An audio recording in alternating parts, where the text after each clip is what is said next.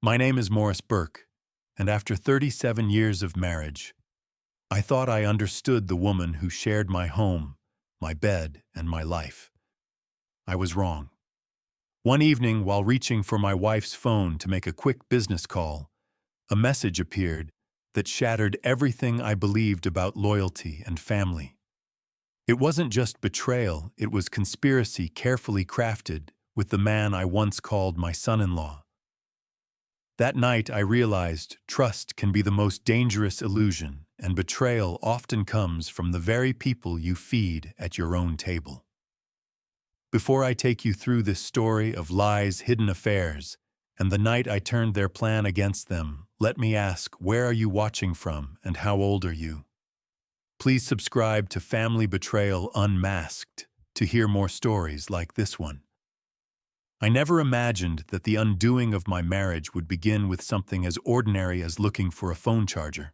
The cord for mine had disappeared, leaving me pacing the living room with only 15 minutes before the most important call of my career.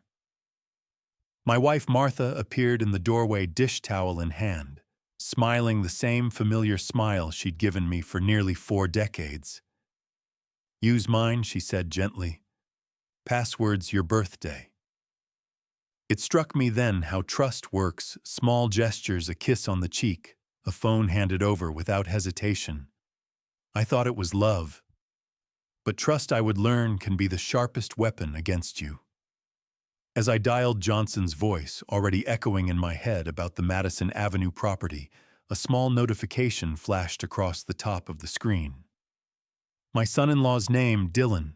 The preview froze me, he'll never find out. Documents almost ready. For a second I thought it was a mistake, a misread, a harmless coincidence. But curiosity overpowered respect for privacy, and with one trembling thumb I opened the thread. The words cut deeper than any blade. 60-40 split, Dylan had written. House and retirement accounts go to you, business assets funneled through me. And there was Martha's reply, Ruby doesn't know. She thinks he's working late. My own daughter's trust was being used as a shield for their deceit. Message after message laid out their scheme: wait until my Madison deal closed, maximize the payout, then file for divorce. 37 years of building, of believing, of sharing a bed with this woman, and she was plotting my ruin with the man who married our daughter. I could hear Martha humming in the kitchen pots, clattering, the scent of roast beef drifting into the dining room. It was a scene we had played out countless times before, me handling business calls, her preparing dinner, the rhythm of a life I thought was solid. But now every detail felt sinister, false, like a stage set built for my comfort, while she rehearsed her betrayal in the shadows. Johnson's call came through at last, his voice booming with optimism about closing dates and property terms. I managed to respond, each word forced out as though spoken underwater. My mind wasn't in real estate anymore. It was in survival. The irony struck me hard. Martha was waiting for this deal to close so she could cash out of our life. She was proud of my success, yes, but not because it meant security for us, because it meant more money for her to steal. When I ended the call and handed back her phone, she smiled at me with those green eyes I'd fallen in love with in college. "You look pale," she said softly. "Everything all right?"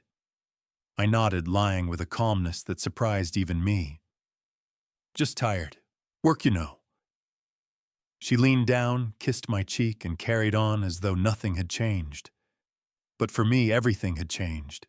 That night, lying beside her in the bed we had shared for nearly 4 decades, I stared at the ceiling and understood one thing with cold clarity: I couldn't confront her yet. Not without a plan. Because if Martha and Dylan thought I was a fool, I intended to let them believe it until the moment I chose to strike. The next morning, I sat across from Martha at the breakfast table, the clink of her spoon against the porcelain bowl sounding louder than it should have.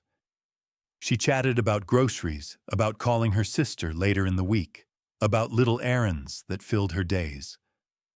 I watched her carefully, as though seeing her for the first time, every gesture examined under the microscope of betrayal. She buttered her toast with the same precision she'd always had, but now I wondered if the hands that moved so gently had also typed the messages that signed away my life. Ruby called Martha, said casually, sipping her coffee. Dylan's been swamped with some big corporate case, confidential stuff. Late nights, you know how it is. I nearly laughed out loud. The rehearsed line delivered so smoothly would have fooled me yesterday. But today it was theater, and she the leading lady. I nodded along, biting into my toast, pretending to believe. But inside my chest burned with fury. Dylan wasn't burning the midnight oil at his firm, he was burning through my retirement, planning his payday with Martha at his side. The betrayal struck on two fronts, as a husband and as a father. My daughter had no idea her husband was conspiring against us both, using her trust as camouflage.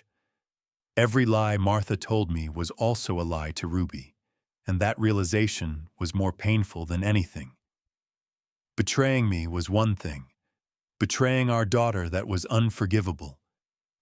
I excused myself after breakfast, telling Martha I had errands downtown. Instead, I drove aimlessly through the city, wrestling with questions that offered no comfort. Why, after nearly 4 decades? Why now? Was it greed? Was it love for another man? Or was it simply contempt for the life we had built together?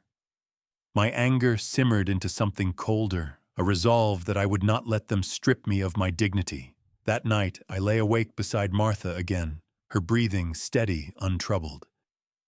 I realized then how dangerous a liar she was. She could sleep peacefully while planning my destruction. I needed to match her calm with something greater strategy.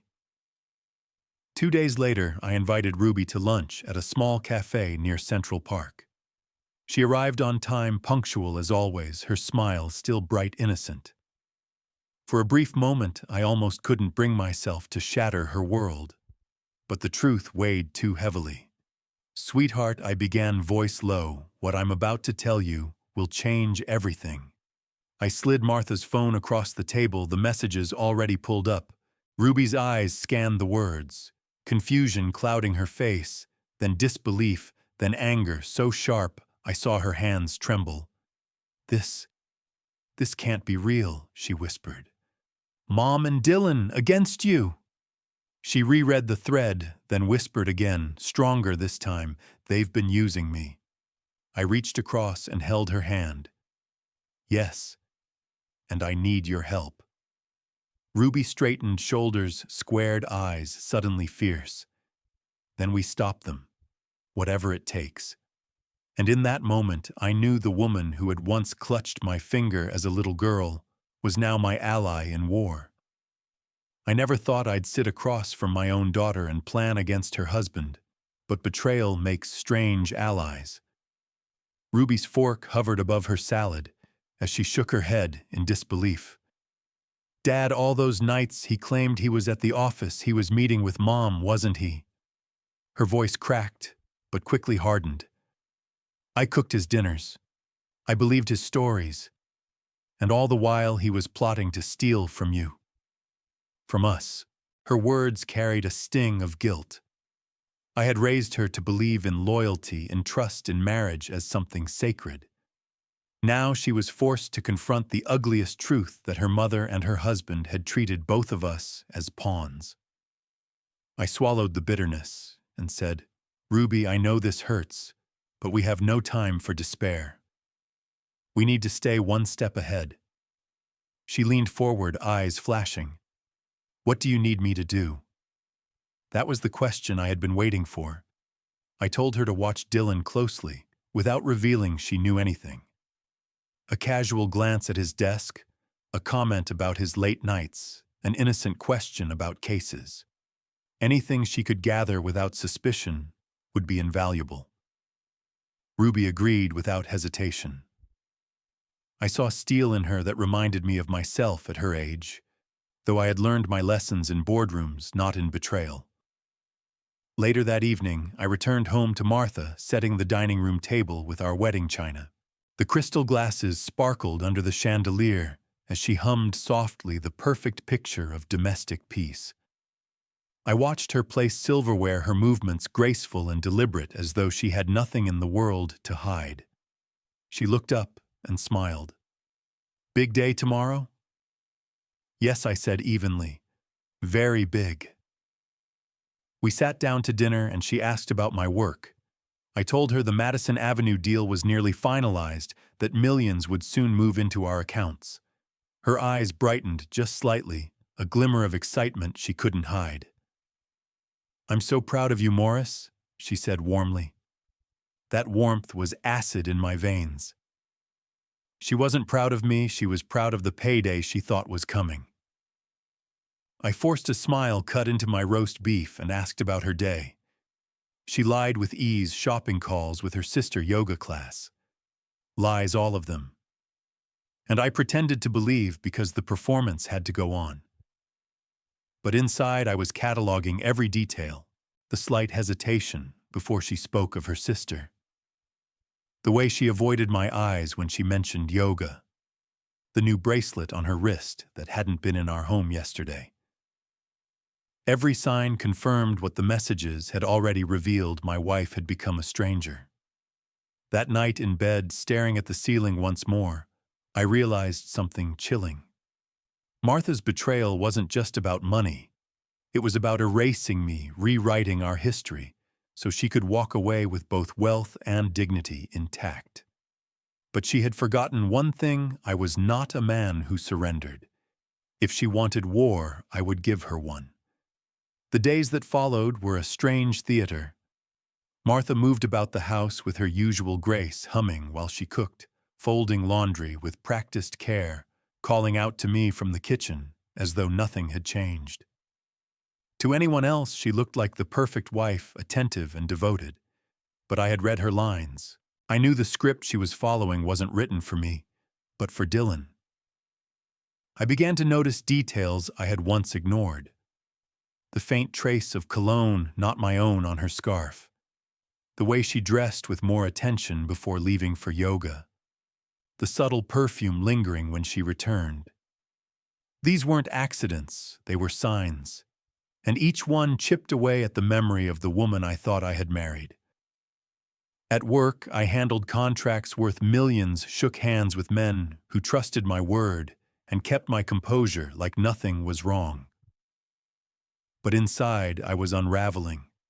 37 years of marriage, years filled with laughter, triumphs, and even tears now revealed as scaffolding hiding a hollow structure. Betrayal doesn't just break your heart. It forces you to question your entire past. Was her smile on our wedding day sincere?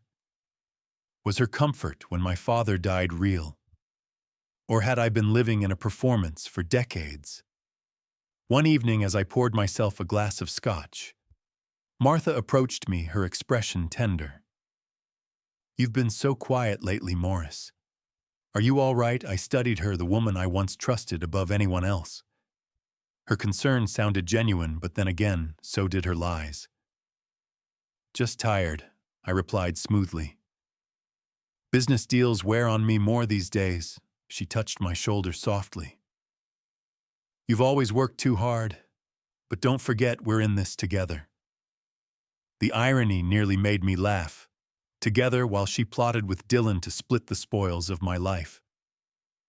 I forced a nod, swallowing the bitterness. "You're right. We are." That night, lying beside her again, I realized the danger wasn't only in her betrayal, it was in how convincingly she could still play the role of loving wife. If I hadn't seen those messages, if I hadn't noticed the details, I would still be blind. That terrified me more than the plan itself. It was then I made a choice. Confronting her outright would be a mistake. She'd twist the narrative, cry betrayal herself, maybe even move faster with Dylan to strike before I was ready. No, I had to play my role just as carefully as she played hers. To beat an actor, you must become one. The next morning, I kissed her cheek before leaving for the office. She smiled, looking genuinely pleased, perhaps even believing I was none the wiser. But as I stepped into my car, I whispered under my breath, "Enjoy the show while it lasts, Martha. The curtain's going to fall sooner than you think." In my heart, I had already drawn the battle lines. The woman lying beside me was no longer my wife, she was my opponent. And I intended to defeat her on the stage she had chosen, not with rage, but with evidence, patience, and precision. If I was going to win, I knew I couldn't fight alone. Every general needs an ally, someone who understands the stakes and can move in places he cannot. For me, that ally was Ruby. We met again the following week at the same cafe near Central Park. I arrived early, choosing a booth in the corner, where I could see both the entrance and the street outside. My father always taught me never sit with your back exposed when you don't trust the world. I stirred my coffee absently, the bitterness rising in my chest, long before Ruby walked through the door. She came in briskly, the winter wind coloring her cheeks, and gave me a smile that momentarily softened the weight pressing down on me. "Dad," she said, hugging me tightly. "You look tired." "Tired of being lied to," I murmured, pulling out the chair for her. She wasted no time. "I've been watching Dylan like you asked. He's careful, but I notice things. His briefcase is locked every night. But last Tuesday, I saw him working on papers he shoved under a folder when I came in. And last night, he left his laptop open for just a second." I caught the words "asset division" at the top of a page. I nodded grimly. My instincts had been right. Dylan wasn't just scheming, he was preparing for the strike. "Good work, sweetheart. Just don't let him see you're suspicious. We need his guard down." Ruby's jaw tightened. "Do you know how hard it is to smile at him, to kiss him goodnight, knowing he's betraying you and me?" Her hands shook as she reached for her cup. "But I'll do it. Because I won't let him take what you've built. And I won't let Mom destroy what little respect we still had as a family." I reached across the table and held her hand. "Ruby, you are the best thing I ever accomplished. No deal, no company, no house matters more than you standing with me now." Her eyes welled, but she blinked the tears away and straightened her shoulders. "Then tell me our next move." And so I laid it out. We would gather every piece of evidence, financial statements, suspicious expenses, credit card receipts, photographs if necessary. Ruby would stay close to Dylan, not to save her marriage, but to know her enemy. I would dig into Martha's life, her so-called yoga classes and shopping trips. We would document everything until their lies were undeniable.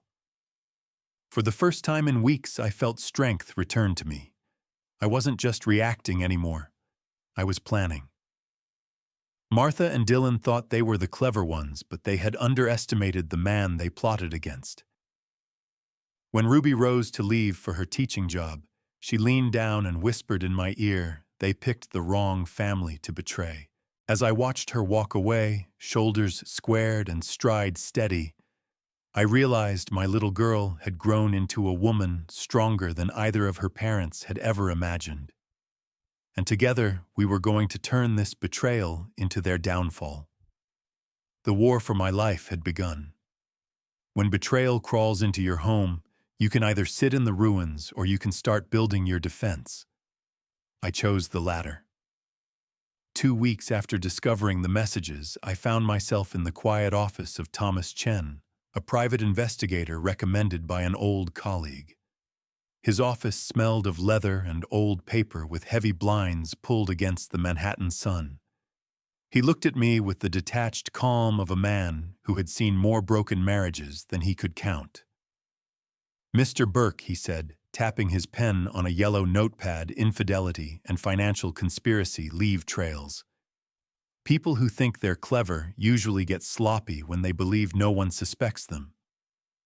I leaned forward, hands clasped. Then my wife is about to make her biggest mistake. I want every detail: where she goes, who she sees, what she spends.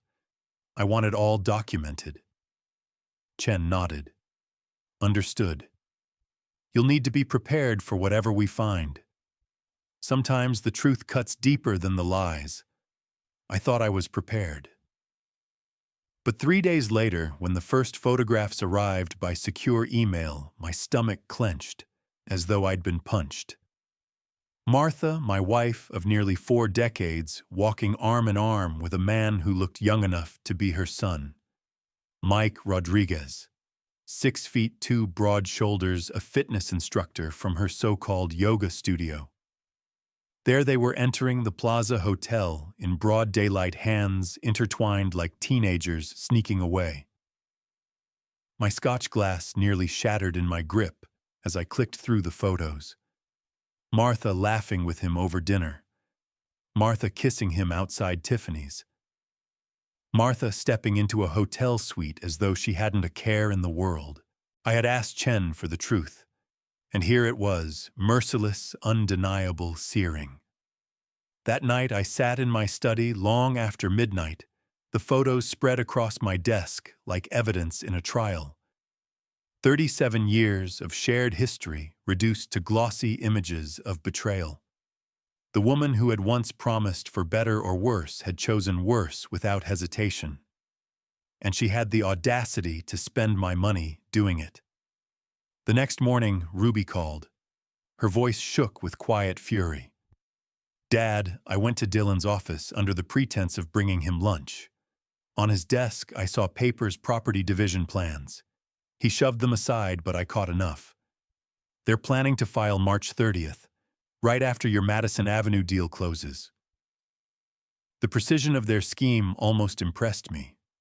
Almost. They wanted to strike at my highest point of wealth, so the split would leave me bleeding.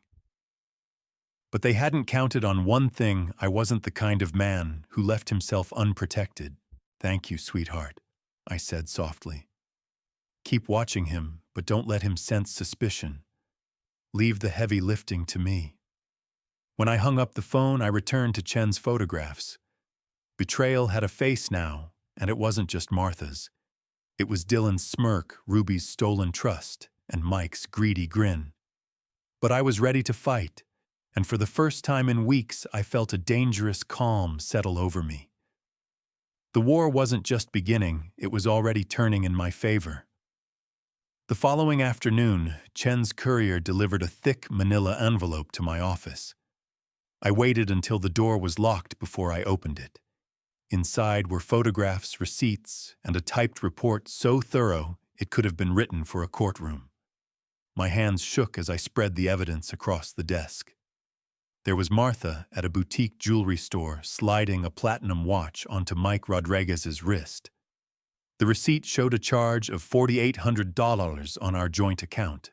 Another photo captured them dining at an upscale French restaurant, the kind of place Martha had once told me was too extravagant when I suggested going there for our anniversary. The bill, $620, was charged to my business card. I read Chen's notes carefully. Client's wife observed with subject Rodriguez twice weekly, Tuesdays and Thursdays at the Plaza Hotel. Duration of visits 3 to 4 hours. Additional sightings include shopping excursions, restaurants, and a weekend trip to Connecticut. I felt a hollowness inside, the kind that comes when the truth confirms what your heart prayed was a mistake. The woman I had built my life with was investing not just her time, but my money into another man's comfort.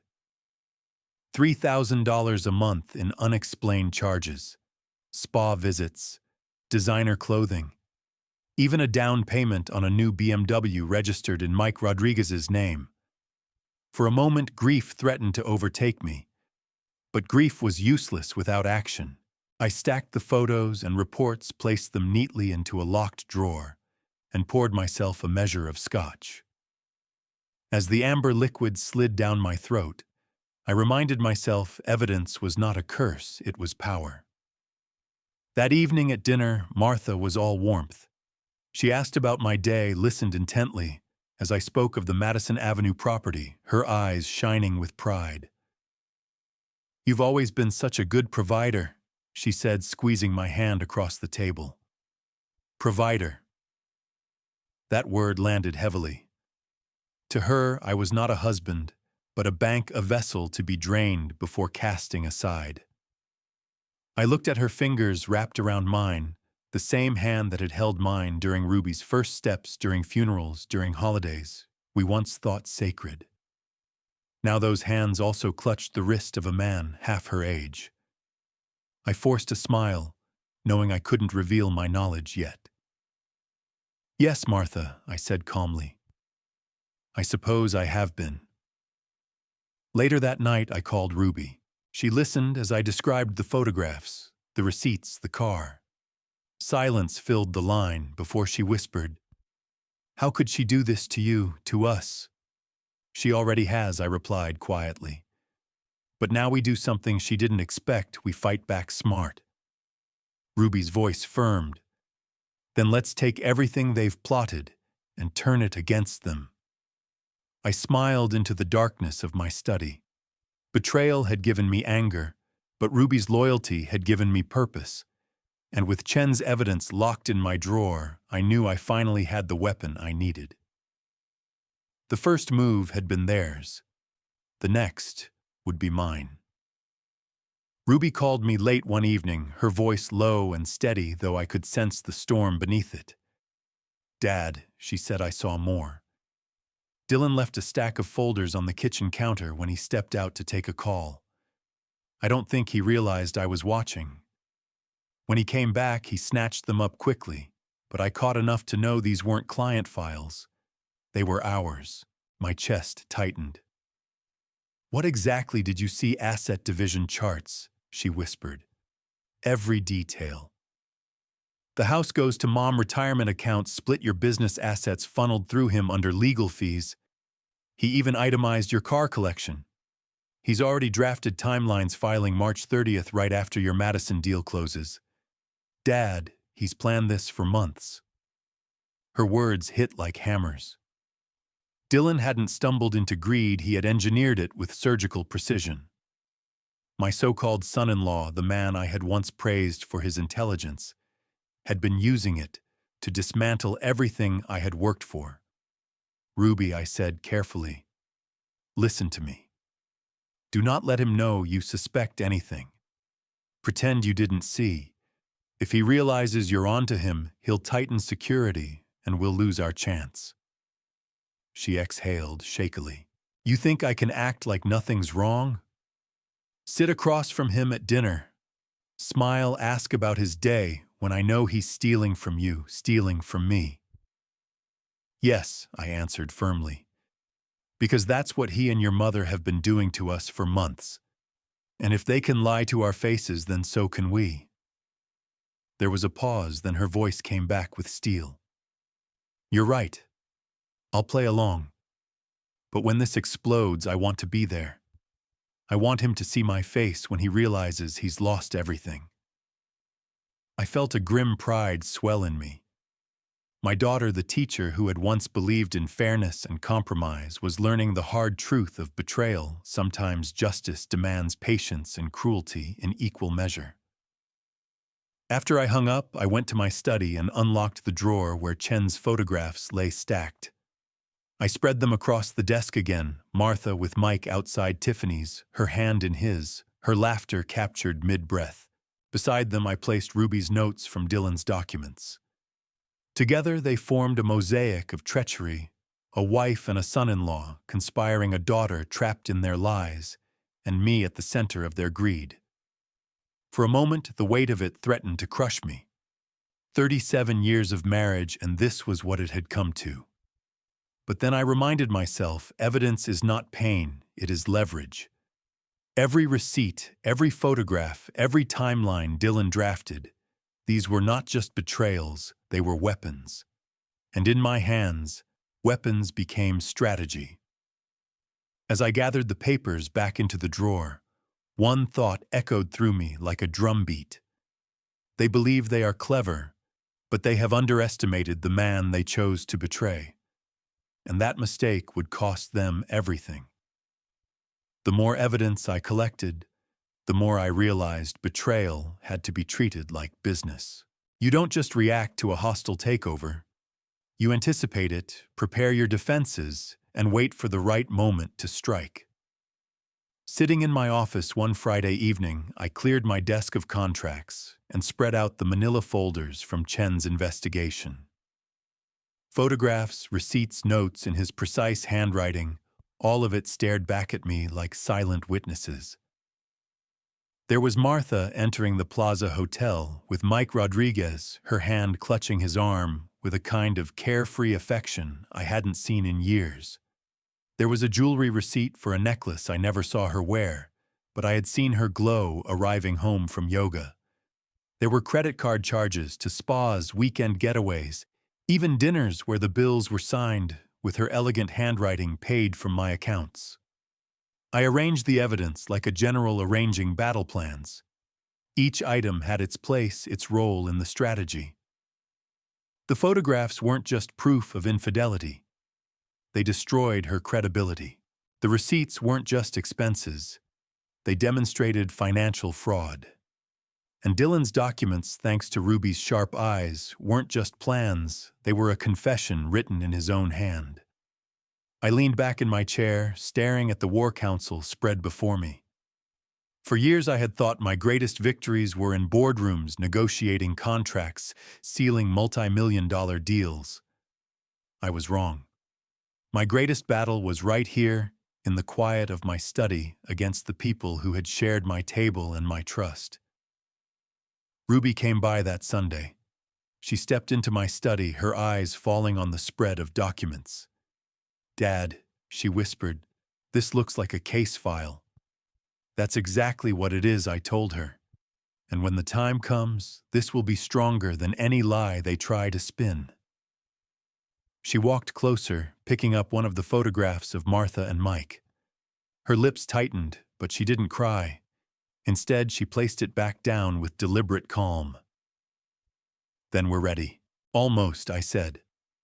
"One thing remains. We have to choose the moment. The strike has to be public enough they can't wriggle out, but personal enough they feel the weight of what they've done." Ruby's eyes flickered with a grim understanding. A family dinner. The idea lingered between us. A dinner where they thought they were in control, where they believed they were stringing me along only to have their lies laid bare in front of the very daughter they had tried to deceive. I nodded slowly. "Yes. They will come expecting hospitality, and I will serve them the truth." For the first time since this ordeal began, I saw Ruby smile, not with joy, but with determination. "Then let me know the night, Dad. I'll be there." As she left, I gathered the folders and locked them away. My heart was heavy, but my mind was clear. Betrayal had taught me something: anger burns out, but strategy endures. And when the night came, Martha and Dylan would learn what it felt like to be caught in a trap they thought they had set. The plan was simple in design, but lethal in its execution.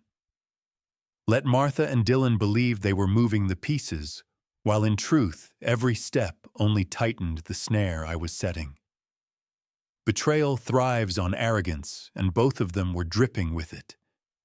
I decided the stage for revelation would be my own home, the very place they thought they had already conquered. A family dinner. Nothing raises suspicion less than tradition. Martha always loved entertaining, and Dylan was arrogant enough to think he could charm his way through any gathering.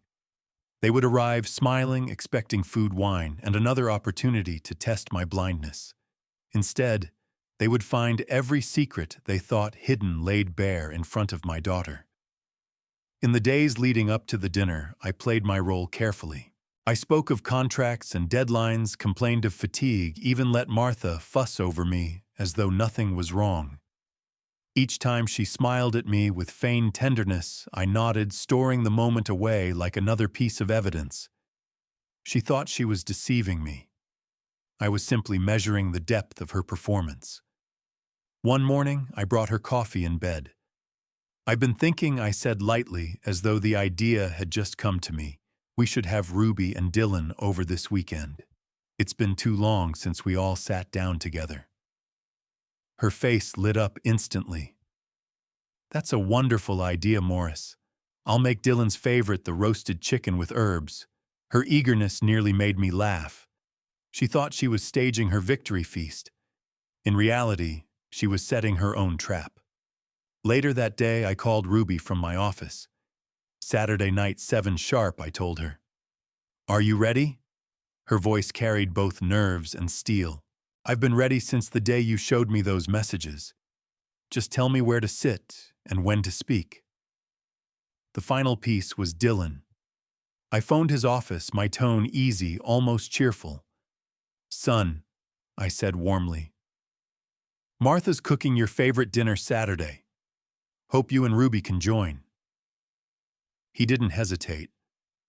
"Wouldn't miss it. Thank you for thinking of us, Morris." When I hung up, I leaned back in my leather chair, staring at the evidence folders locked in my desk. They thought they were winning. They thought I was still blind, still trusting.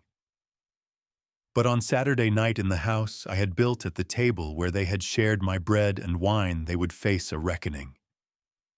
As I locked the drawer, I whispered aloud, "Bring your appetite, Dylan. Bring your charm, Martha. Because this time dessert will be mine to serve." The stage was set. The audience was unaware. And I, for the first time in months, felt the clarity of a man not merely surviving betrayal, but orchestrating justice. Saturday arrived warmer than usual for early spring, as though even the weather wanted to play along with the illusion of comfort. Martha moved through the kitchen like a conductor before a symphony, humming softly as she basted the chicken, set the table with our best china, and polished the crystal until it sparkled beneath the chandelier. To anyone else, it looked like a celebration of family. To me, it looked like a stage set for judgment.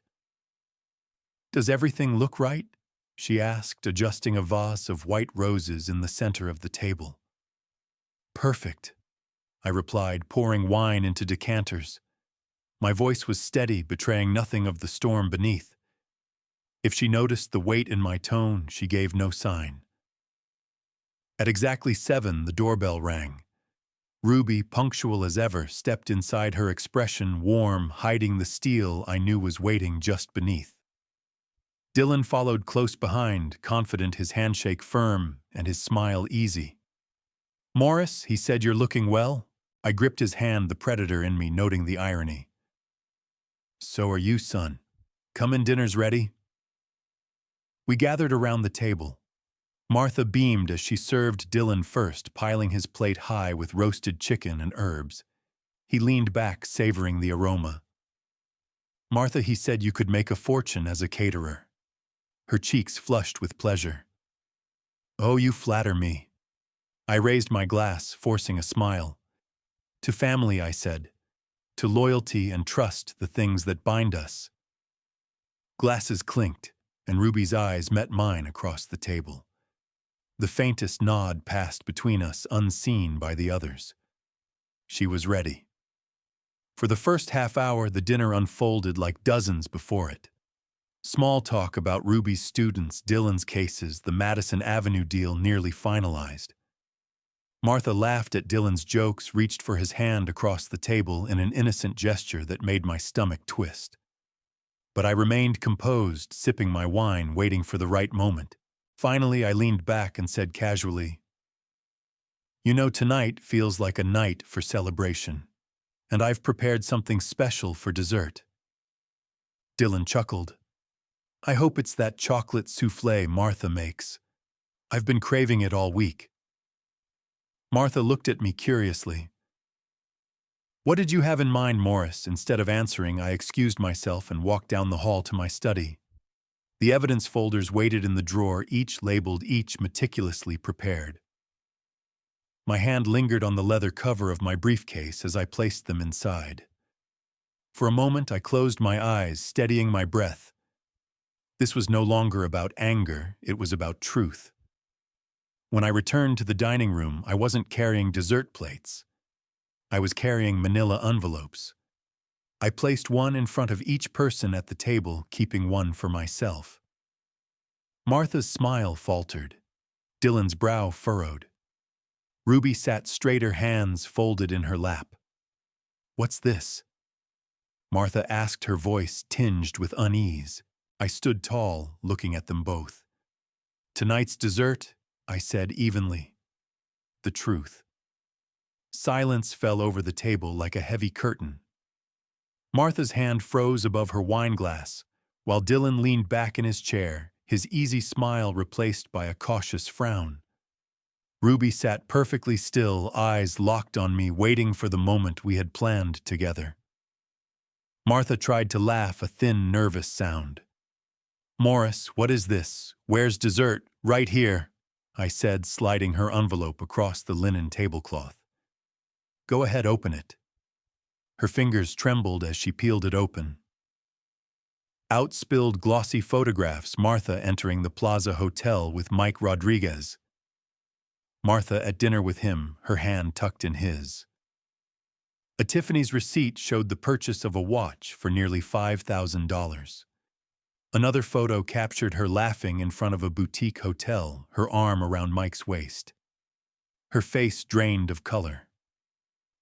Where did you get these?" "From professionals," I replied. "The kind of people who don't miss a detail. Every Tuesday and Thursday while you told me you were at yoga, you were here." I tapped the photo of her entering the plaza. "This is where you were spending your afternoons." Dylan leaned forward quickly, his voice sharp. "Morris, this isn't the place." "Oh, don't worry, son," I cut in, sliding his envelope toward him. "Yours is next." Ruby reached across and pulled it open herself. She spread the papers across the table, copies of Dylan's asset division charts, the property, timelines, the notes he had drafted in his precise handwriting. 60-40 split, Ruby read aloud, her voice trembling at first, then steady with fury. "Mom gets the house and retirement. Dylan gets the business assets through legal fees. And Dad what's left for him." Dylan a pat on the back. Dylan's face flushed. "Ruby, it's not what it looks like. These are drafts, hypotheticals for a client. Don't you dare." She snapped her hand, slamming the papers flat against the table. "Don't you dare lie to me again. I saw you hide them on the counter. I saw the dates. March 30th, right after Dad's Madison Avenue deal closes. This isn't a client file. This is you plotting to rob my father blind while pretending to love me." The room vibrated with the force of her words. For the first time, Dylan had no rehearsed answer, no legal jargon to shield him. He stared at Ruby as though seeing her for the first time, not as a wife to manipulate, but as a woman who had turned against him. Martha's voice broke the silence, desperate and shaking. "Morris, please listen to me. Dylan manipulated me. He told me you were going to leave me with nothing." I didn't know what to believe. I turned to her slowly, my voice ice. "So you chose to believe the man half your age instead of the husband you'd lived beside for 37 years. You chose to betray not only me, but your daughter." Her tears fell freely now, streaking down her cheeks. But there was no sympathy left in me. Not anymore. I glanced at Ruby. Her eyes burned with the fire of betrayal, but her voice was steady as she said, "Dad, show them everything." And I intended to. I slid the last folder across the table, the one I had kept closest to me. Inside were Chen's final reports, credit card statements, receipts, and photographs, so damning they left no room for denial. I opened it slowly, deliberately, and laid the contents out one by one like cards in a high-stakes game. $3,000 a month, I said calmly, pointing to the statements. Spa visits, jewelry, hotel suites, every cent pulled from accounts I worked 40 years to build. And here I held up a photograph of Martha and Mike outside Cartier, her laughter frozen in time, her arm around him. This is what you were really buying. Martha gasped as though the air had been pulled from the room. Her hands fluttered uselessly over the photographs, trying to gather them up to hide them from sight. But the evidence was too overwhelming. Morris, I can explain. There's nothing left to explain. I cut in. Photographs don't lie. Receipts don't lie. You did. The silence that followed was shattered by Ruby's voice, sharp as a blade. And you, she hissed, turning to Dylan. She grabbed the stack of asset charts and slammed them down in front of him. How could you? I trusted you with my life, my heart. And you were planning to dismantle my family behind my back. Dylan reached for her hand, his voice trembling now, stripped of its usual polished confidence. Ruby, please, I love you. I was trying to secure a future for us. Ruby's laugh cut him off, bitter and sharp. Love, don't you dare use that word. Love doesn't look like secret meetings with my mother. Love doesn't look like plotting how much my father's life is worth in percentages. She stood suddenly, her chair scraping loudly against the hardwood floor. The room felt charged, every eye on her. She leaned over the table, her face inches from Dylan's. You've been lying to me every single day of our marriage. And tonight you thought you could sit here, eat my mother's chicken, and still play the perfect son-in-law. You disgust me. Dylan's composure cracked. His voice rose desperate. Ruby, don't do this. Everything I've done, it was for us. For you, Ruby's hand moved faster than his words. The slap echoed through the dining room like a gunshot. Dylan recoiled, his cheek red, his pride shattered. For the first time, he looked small, like a child caught in his own lies. Don't you dare talk about doing anything for me, she spat. You were doing it for yourself. And from this moment on, we are finished. The weight of her words settled over the table. Martha sat frozen, her eyes wide with panic, while Dylan stared at Ruby as though he had just lost everything, and he had.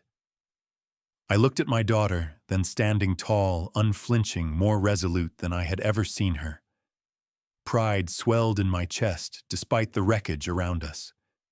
They thought they had broken her. Instead, they had forged her. And in that moment, I knew we were no longer playing defense. We were taking control. The slap still hung in the air when the room dissolved into chaos. Dylan staggered back, clutching his cheek, his arrogance stripped away in a single blow. Martha leapt to her feet, rushing toward Ruby as if to protect him. "Stop it, Ruby! He's your husband!" she cried, her voice breaking with desperation. Ruby turned on her mother, eyes blazing. Husband. A husband doesn't plot to ruin my father. A husband doesn't betray his vows for greed. Don't tell me about marriage, Mom. You've broken yours in every way imaginable. Martha flinched as though the words themselves had struck her. Her gaze darted between me and Ruby, searching for an ally, but she found none. The mask she had worn for decades, dutiful wife, loving mother, was crumbling in real time. Morris, please, she begged, reaching out a trembling hand toward me. This isn't what it looks like. Dylan convinced me you were planning to leave me with nothing. I was scared. I didn't move. I didn't even blink. And that fear drove you into another man's arms, into hotel rooms and jewelry stores, all paid with my money. No, Martha. Fear didn't drive you. Greed did. Her tears fell harder, streaking down her face as she whispered, I still love you. The words rang hollow. Once those 3 words had comforted me through nights of doubt, through storms of grief, through the ordinary struggles of life. But now, spoken in the wreckage she had created, they were meaningless. You loved the lifestyle I gave you, I said coldly. You loved the comfort of knowing I worked while you planned your escape. but love that was gone the moment you chose betrayal. Across the table, Dylan finally found his voice. Morris, this is ridiculous. You can't hold me responsible for hypothetical drafts and conversations. None of it has happened yet. I leaned toward him, my voice low but razor sharp. You're a lawyer, Dylan. You of all people should know intent is everything, and your intent is written in your own handwriting. You wanted my business, my accounts, my cars. You were going to gut me while smiling across this very table. Do you really think a judge will see those documents as hypothetical? He opened his mouth, then closed it again, his jaw tightening. The confidence had drained from him completely. Ruby's voice rose again, steadier than before. You should go, Dylan. Leave now before I say something that makes this worse for both of you. He looked at her desperation flickering in his eyes, but her expression left no room for hope. Defeated, he grabbed his coat, muttering something under his breath as he stormed toward the door. The slam reverberated through the house, leaving only the three of us in the wreckage of what had once been family. Martha sank into her chair, burying her face in her hands. The photographs lay scattered across the table between us, a silent jury delivering their verdict. I collected them calmly, stacking each page, each receipt, each photograph with meticulous care. It's over, Martha. Tonight, you saw what betrayal costs. Her muffled sobs filled the dining room, but I felt nothing. The woman crying before me was no longer my wife, she was the architect of her own downfall. The dining room was quiet now, except for Martha's sobs and the faint ticking of the grandfather clock in the hall. The smell of roasted chicken still lingered in the air, clashing with the bitter taste of betrayal that filled the room.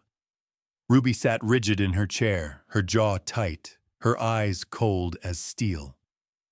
For the first time, she looked at her mother not with affection, but with disbelief, even contempt. Martha, I said evenly, no longer using the softer names I once reserved for her tonight, wasn't about emotion.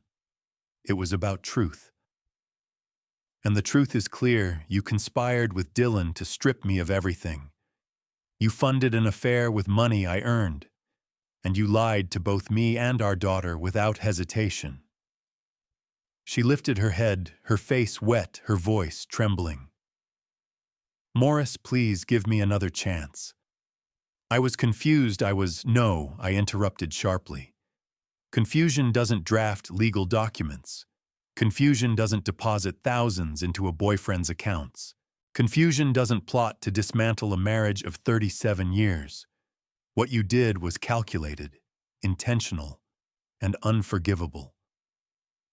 Her lips trembled as though she wanted to argue, but the words never came. Deep down, she knew I was right. Ruby leaned forward, her voice low but cutting. Mom, you didn't just betray Dad. You betrayed me. You made me believe my husband was working late nights for clients, when in reality you were his partner in crime. How could you do that to your own daughter? Martha's eyes flickered to Ruby, searching for sympathy. But Ruby's face remained hard. You've lost me, Mom. Whatever respect I had for you is gone. The silence that followed was heavier than any shouting could have been. I stood gathering the folders into my briefcase. Each photograph slid into place with a crisp sound, each receipt folded neatly. I locked it with a click, the sound final, like a judge's gavel. Tomorrow morning, I meet with my lawyer. Every piece of evidence is prepared. This house, the business, the accounts, they will remain with me. You'll face the consequences of your choices in court. Martha's hands reached across the table, grasping at nothing. Please, Morris, don't do this. We can fix it. We can go to counseling. The woman I married would never have needed counseling for this, I said coldly. The woman I married never would have conspired with her son-in-law to ruin me. That woman is gone. All that's left is someone I no longer recognize. Ruby stood beside me, her hand gently resting on my arm. Dad's right. This can't be undone, but it can be made right. Together we walked out of the dining room, leaving Martha slumped at the table, surrounded by the remnants of her deceit. Her sobs followed us up the stairs, but I felt no pull of compassion. Not anymore. That night, as I lay awake in the quiet of my study, I realized something profound. Betrayal may break a man's heart, but it also sharpens his resolve. And tomorrow, with the law on my side, I would make certain neither Martha nor Dylan would ever rise from the ashes of their own treachery. Monday morning, I carried a leather briefcase heavier than any I had ever taken into a boardroom. Inside wasn't a property deal or corporate contract. It was the remains of my marriage documented with ruthless precision. Surveillance photographs, credit card receipts, bank statements, Dylan's own handwritten timelines, all neatly filed in order. Betrayal had a paper trail, and I was going to make sure it spoke louder than any excuse. Williams and Associates occupied the 42nd floor of a glass tower overlooking Manhattan. James Williams, my attorney, had been my legal counsel for years on business matters, a man I trusted for his meticulous nature and quiet ferocity in the courtroom. When I entered his office, he rose, extending his hand. Morris. I read the preliminary materials you sent. This is one of the most comprehensive cases I've ever seen. I sat across from him, placing the briefcase on his mahogany desk. I wanted airtight. No wiggle room, no second chances. She and Dylan thought they could take everything. I want them to leave with nothing. Williams opened the folders, scanning the evidence with the eyes of a man who had seen hundreds of divorces. Adultery documented beyond dispute. Financial fraud. Conspiracy with an attorney related by marriage. This isn't just betrayal, Morris. This is malpractice and professional misconduct. Will he lose his license? I asked. Williams leaned back, steepling his fingers. With these documents, Dylan faces disbarment. No court will overlook an attorney conspiring to defraud his own father-in-law while advising the family. And Martha, her infidelity and misuse of funds ensure you'll retain the vast majority of assets. I'd estimate 80% at least. Relief washed over me not because of the money, but because justice was finally taking form. How fast can we move emergency filing this afternoon? Williams said. Given the strength of this case, we'll request expedited proceedings. Judge Thompson presides over family law this quarter. She doesn't tolerate theatrics, only facts. Fortunately, you have them in abundance. I watched him organize the documents into precise stacks, labeling each one for court submission. For years, I had built businesses on strategy and foresight. Now I was watching another strategist at work, only this time, the battlefield was my family. As I signed the petition for divorce, the ink flowing steadily onto the page, I felt a strange calm. For weeks I had carried rage and grief like stones in my chest, but now with every signature, I was laying them down, turning them into weapons that would cut through lies. When the papers were complete, Williams looked up. You understand, Morris, this isn't just about winning a case. This is about reclaiming your name, your dignity. By the time this is done, you won't just walk away with your assets. You'll walk away vindicated. I closed the briefcase lighter now that its burden had been shared. For the first time since that cursed notification appeared on Martha's phone, I felt like myself again. Betrayed, yes. Wounded, certainly. But not broken. The war had moved from my dining room to the courtroom, and there victory would be absolute.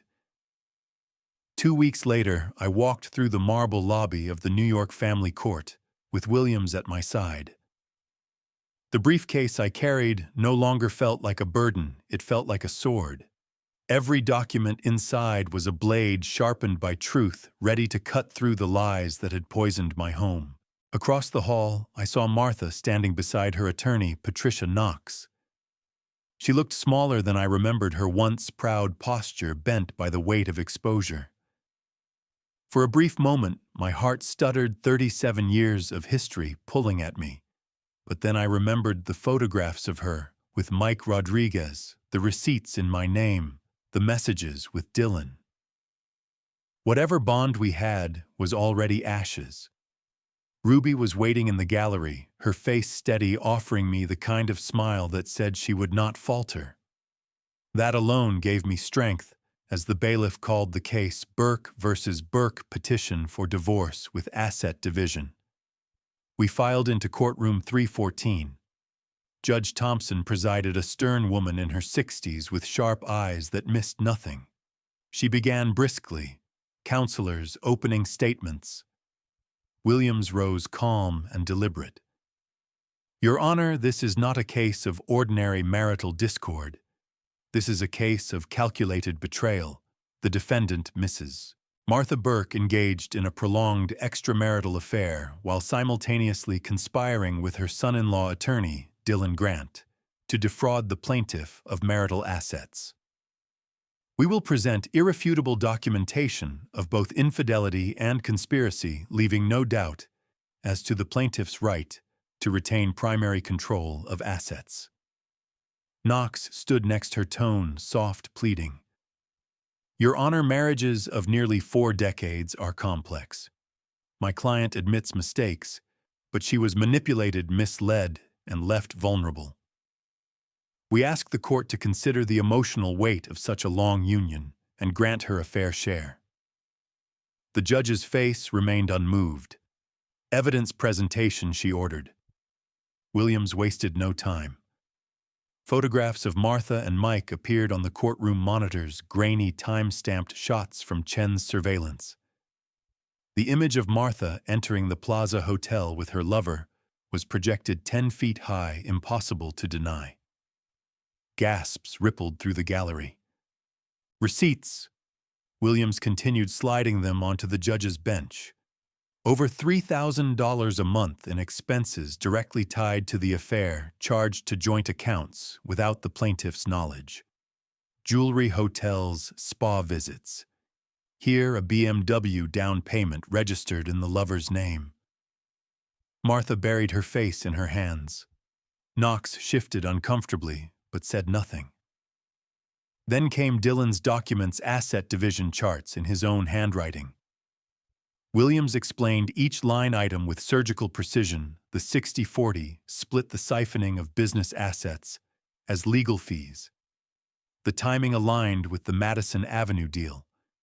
Judge Thompson leaned forward, frowning. These documents were created by an attorney who is also the defendant's son-in-law. Yes, Your Honor, Williams confirmed. And we will be filing a complaint with the Bar Association regarding Mr. Grant's professional misconduct. The gavel rapped once. Proceed, Judge Thompson said, but her tone already carried a note of finality. As I sat there watching decades of deception unravel under the cold light of evidence, I felt no pity, only resolve. The truth was finally speaking, and it spoke louder than Martha's tears or Dylan's silence ever could. The courtroom was so quiet, you could hear the shuffle of papers and the hum of the air conditioner. Judge Thompson leaned back in her chair, glasses perched low on her nose, eyes fixed on the evidence arrayed before her. She had barely spoken during Williams's presentation, but her silence carried weight, the kind that comes when the truth is already clear. Knox shifted uncomfortably, rising from her seat. Your Honor, I'd like to remind the court that while mistakes were made, this is a marriage of 37 years. Mrs. Burke devoted her life to raising their daughter, supporting her husband's career, and maintaining their household. She deserves more than humiliation and financial ruin. Judge Thompson raised a hand, cutting her off. Counselor, I will consider longevity, but I cannot overlook adultery, conspiracy, and financial misconduct. Emotional appeals do not erase documented evidence. Knox faltered, then sat back down. Martha sat beside her, pale and trembling, a tissue clutched in her fist. She tried to look at me, perhaps searching for some last fragment of mercy, but I kept my eyes on the bench. Mercy belonged to men who had not been plotted against by their own wives and sons-in-law. Williams spoke again, measured and steady. "Your Honor, we ask the court to protect the integrity of the plaintiff's assets. He built his business over 4 decades. The defendant not only violated the sanctity of marriage but actively conspired to dismantle that business through unethical collaboration with her son-in-law, an officer of the court. This was not an accident. It was an organized effort to strip my client of everything he worked for." Judge Thompson tapped her gavel lightly, her expression unreadable. For 12 long minutes, she reviewed the files, flipping through photographs, receipts, and Dylan's charts. Each tick of the clock felt like a lifetime, yet I sat steady, my breathing even. I had waited months for this moment. I could wait 12 more minutes. Finally, she set her papers down. Her voice was calm, deliberate. "The evidence clearly establishes adultery, conspiracy, and financial deception. In light of this, the court rules as follows: primary marital assets, including the business investment accounts and real properties, shall remain with the plaintiff, Mr. Burke. The defendant is awarded a minimal portion of shared assets reflective only of the length of the marriage, not her conduct. Spousal support is to be limited and temporary." A collective murmur swept the gallery. Ruby gripped the edge of the bench, her eyes filling with tears, not of sorrow, but of vindication. Judge Thompson continued, her tone sharpening. "Further, the involvement of attorney Dylan Grant in this conspiracy constitutes professional misconduct. The court refers this matter to the New York State Bar Association for disciplinary review. The evidence strongly suggests grounds for disbarment." The gavel struck hard. "This case is resolved." The sound echoed through the chamber like thunder. Martha crumpled into her chair, sobbing. Knox patted her shoulder, whispering hollow comfort. Across the room, Dylan's face was ashen, the future he thought secured collapsing before his eyes. And I, sitting straight, my hands folded calmly on the table, felt something I hadn't in months: peace. Justice wasn't just an idea anymore. It was reality. When the gavel struck, it was more than a legal decision, it was the sound of chains breaking. For months I had carried the weight of betrayal, like an anchor tied to my chest, dragging me down every waking hour. Now, sitting in that courtroom, I felt lighter, not because the pain was gone, but because justice had finally spoken. Ruby rushed to my side as the room emptied. She grasped my hand tightly, tears streaking her cheeks. "Dad," she whispered, "it's over. You won." I squeezed her hand gently. "No, sweetheart. We won." Across the aisle, Martha sat slumped, her once proud posture dissolved into defeat. Patricia Knox whispered hurriedly in her ear, likely trying to salvage what little ground she could. But it was useless. The judge's ruling had been decisive.